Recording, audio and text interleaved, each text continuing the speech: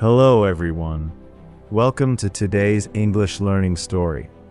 Today we will learn English through a real story about Bill Gates. Reading and listening to English stories every day can make our English strong.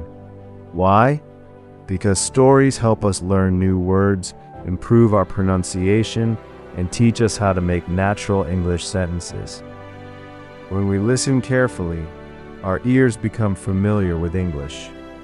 When we read regularly, we understand grammar and sentence patterns without memorizing difficult rules. You do not need to study for many hours.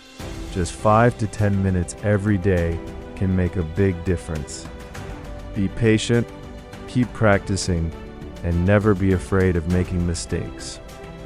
The more stories you read and listen to, the more confident you will become in English.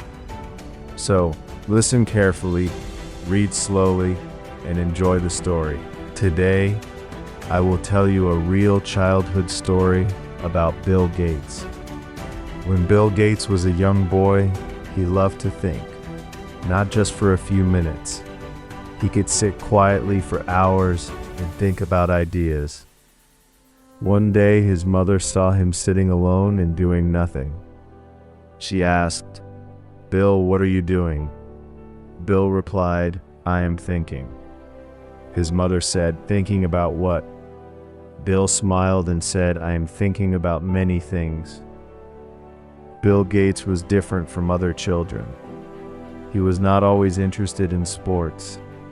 He loved books, numbers, and solving problems.